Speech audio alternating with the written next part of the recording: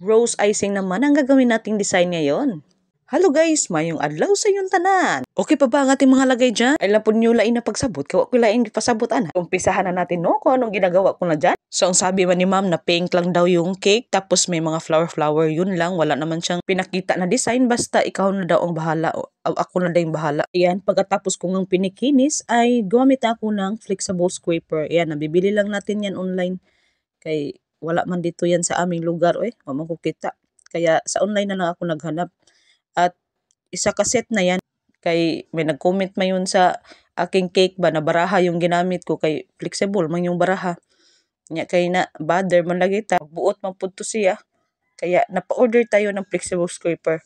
Giwave ko lang to siya no, kay para may texture naman yung ating body ng cake. At sa icing naman na gagamitin natin pang rose ay make sure na medyo sticky pa yung icing natin, kay ug medyo mahumok ang ating icing ay hindi talaga tayo makagawa ng rose. Nagawa ka ng icing na gagamitin mo pang pipe ng rose ay kunti lang yung water na ilalagay mo, cold water. Kung magpa-pipe rin tayo ng ganito ay kailangan mo talaga ng marami pang practice. Kahit nga ako kailangan ko pa ng maraming practice, kaya hindi ko pa man yan ma-perfect ang ating rose dyan Ayan, mukhang mabilis yan paggagawa ko ng rose no, pero sa totoong buhay ay mahina lang yan Ayan, parang rose na bang nakikita nyo dyan. Ayan, at ang size naman ng cake natin dyan is 6x3. Ang gamit ko naman na board is 9-inch. At order pala yan ni Ma'am Cecilia. Thank you ma'am sa pag-order. At nung natapos ko ngang dekoritan yan ay nag-chat yung kapatid ng asawa ko na o-order daw sila ng cupcake.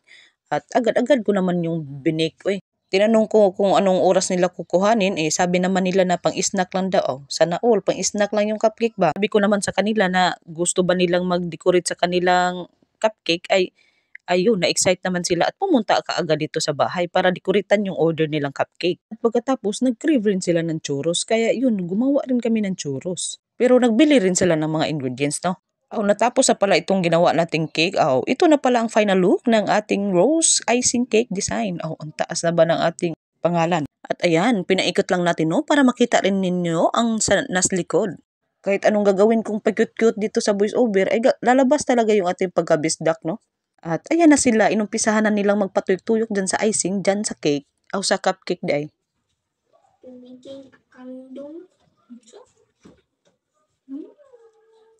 Hey, he's making a candy. Candy? I don't have glue scissors, ma. Maga, ikaw glue scissors. Glue scissors. Uy, kagabi ka ba yan? Sige, tulak mo na dyan ang part.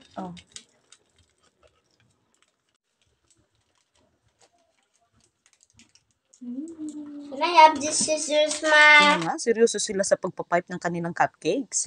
At pagkatapos niluto na nga namin itong churros, yung churros recipe, makikita nyo lang marami dun sa YouTube. Maghanap na lang kayo dun, no? Pero hindi rin to basta-basta ang churros lutuin. Kaya marami mong proseso ang gagawin natin dito At tapos mo ngang i-mix yung wet tsaka dry ingredients sa kawali, ay iprituhin mo pa yan. Ilagay sa piping bag. Ito naman siya ay white sugar tsaka cinnamon. Mix lang natin yan. Pagkatapos yan yung i-coat natin dyan sa labas ng ating churros. Pagkatapos, pwede mo lang yung lantakan. Maghimo pa ditag chocolate ganache ana. Pang dip niya ba? Ang ginamit pala namin dyan is yung chocolate bar. Tinunaw lang namin. Tapos nilagyan ko konti ng water para magbasa siya ba? Basa lagi karon. So yan lang po for today's video. Thank you guys for watching. Follow for more para updated sa ating mga new videos. Babu!